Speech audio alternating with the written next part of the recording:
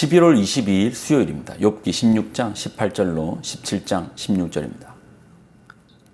땅아 내 피를 가리지 말라. 나의 부르짖음이 쉴자리를 잡지 못하게 하라.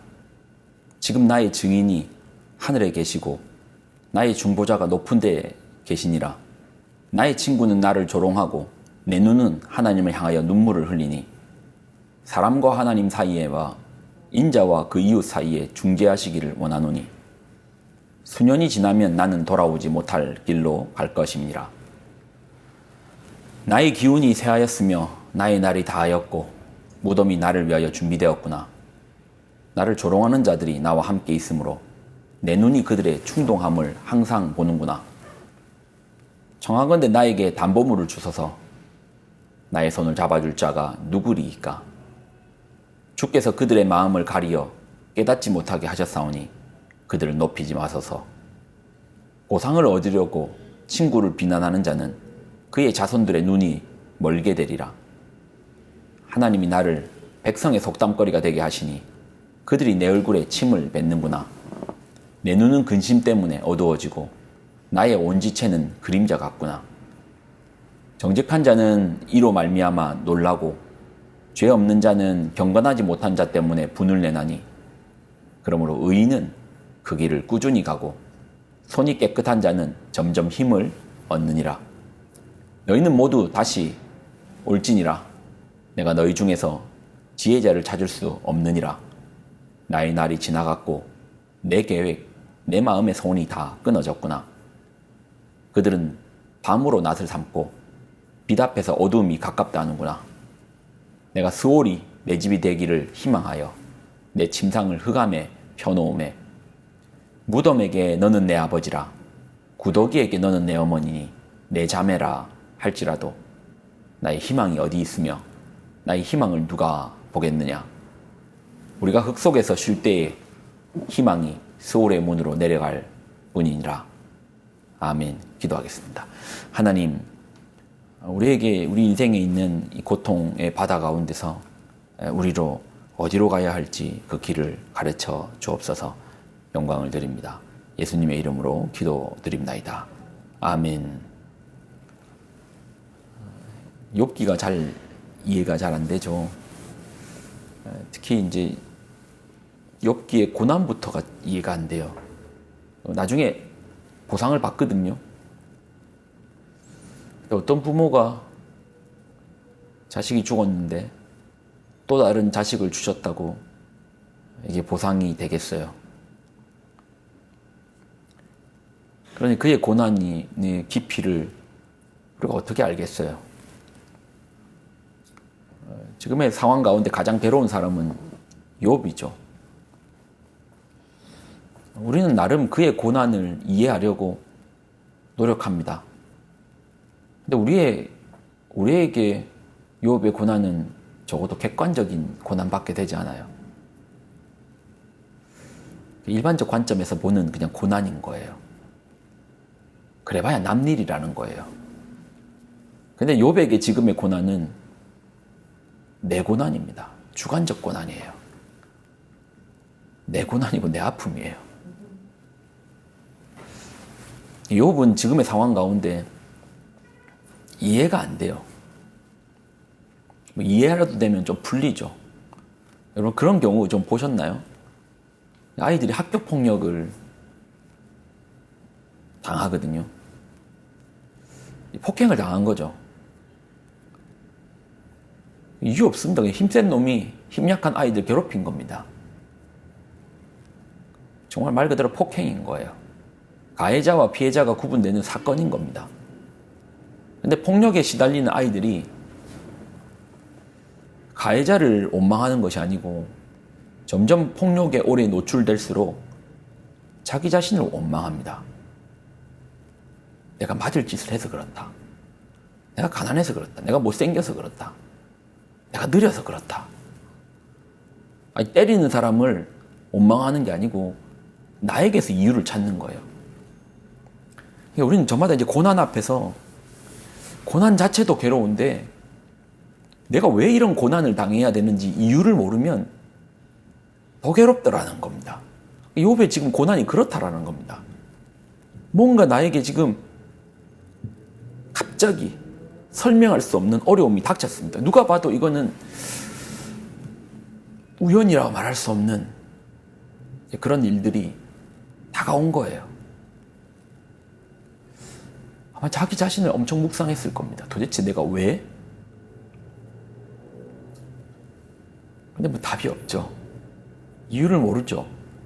가르쳐 주지를 않았으니까요. 이 상황 가운데서 욥은 결국 고난을 허락하여 주시는 하나님께 원망합니다. 원망을 하나님께 썼습니다. 그런데 이런 친구들이 욥이 하나님을 원망함을 보고 욥의 친구들이 욥을 질타합니다. 그러면서 하는 말이 하나님께서 까닭없이 하나님께서 의인을 힘들게 하는 경우 봤냐? 하나님께서 죄가 없는데 어렵게 하는 경우를 봤냐? 이거는 네가 뭔가 죄가 있기 때문이다. 네 죄가 있기 때문에 그러니까 겸손하게 회개해야 할 문제지 어디 하나님께 원망하느냐? 질타하는 거예요. 그러니 욥의 마음이요. 이제는 친구들에게 원망의 화살이 돌아갑니다. 방금까지는 하나님을 원망하는 시선으로 원망의 화살을 하나님께 겨누더니 이제는 친구들에게 향하며 뭐라 하는지 한번 보십시오.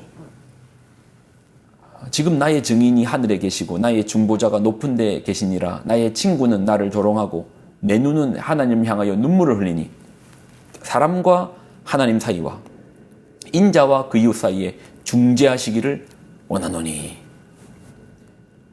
이제는 또 하나님께 도와달라는 거예요. 하나님 원망했다가 하나님 도와달라 했다가 하나님 원망했다가 도와달라 했다가. 여러분, 지금의 상황이 이해됩니까? 왜 하나님께서 욥에게 고난을 주셨는가에 대한 이유는 사실 잘 모르겠습니다. 그런데 욥의 마음의 심경의 변화는 좀 이해가 돼요. 그렇잖아요. 우리는 다 유한한 존재잖아요. 하나님 무한하세요. 유한한 우리가 무한하신 하나님을 이해한다? 이 말 틀렸죠.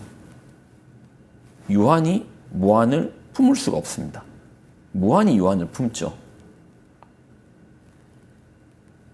부모는 자식들의 마음을 이해하죠.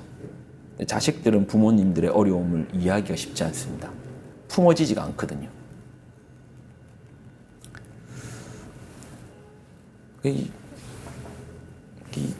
이해라는 차원으로 봤을 때 이제 오늘 욥의 어떤 심경의 변화들, 하나님을 원망하며 죽여달라 소리 치던 욥이 이제는 또 친구들이 자기한테 하는 말들에 의해서 더 큰 상처가 되고 아픔이 되니 하나님 나 좀 중재해달라고, 얘들 좀 벌해달라고 왔다 갔다 하잖아요. 근데 이런 욥의 마음은 이해가 된다니까요. 같은 유한한 자들이잖아요. 같은 인간이잖아요. 그렇지만 또 하나님은 이해가 되어지지 않죠. 우린 그래요. 하나님 어떻게 다 이해하겠어요? 욥의 복잡한 심정은 좀 이해가 돼요. 그런데 하나님은 잘 모르겠어요. 이해가 안 됩니다. 여러분, 이해란 차원에서 오늘 상황을 좀 보자고 했잖아요. 하나님을 이해 못하면 알 수가 없네? 아닙니다. 우리는 그렇게 하나님을 알아가는 게 아닙니다. 믿음으로 알아가는 겁니다. 이해가 되지 않아도 그분의 섭리와 사랑과 그분의 공의와 하나님의 하나님 되심에 대한 믿음의 눈으로서 이해하는 거죠. 세상은 이해해서 믿는데 우리의 신앙은 믿어서 이해하는 겁니다. 태초에 하나님이 천지를 창조하셨습니다. 봤습니까? 그러니까 이제 과학적으로는 증명할 길이 없죠. 하나님 모든 것을 창조하셨다면 내 인생의 주권자도 하나님이시다라는 뜻인데 내가 봤습니까? 이해의 폭으로는 그 무한을 품어낼 수가 없죠. 우리가 어떻게 압니까? 우리는 압니다. 믿음으로 아는 거죠. 믿어서 아는 거죠. 아마 지금 욥의 어떤 상황과 같이 복잡 다양한 어떤 인간 사회에서 일어나고 있는 그 이해되지 않는 상황들. 근데 우리가 욥기 1장에서 보았지만 이 모든 고난 앞에 하나님의 허락하심이 있다. 이해가 안 돼요. 하나님 도대체 왜요? 근데 이해로 아는 거 아닙니다. 알 수가 없습니다. 무한하신 하나님은 어떻게 알겠어요? 근데 알 수 있습니다. 아니, 이해도 못하는데 어떻게 합니까? 믿어서 알죠.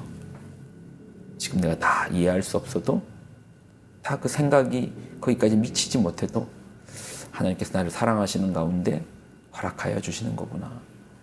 또 이 끝에는 하나님 나에게 원하시는 자리가 있구나. 이 사건은 나에게 주는 메시지가 있구나. 하나님 가장 선한 길로 나를 인도하셨구나.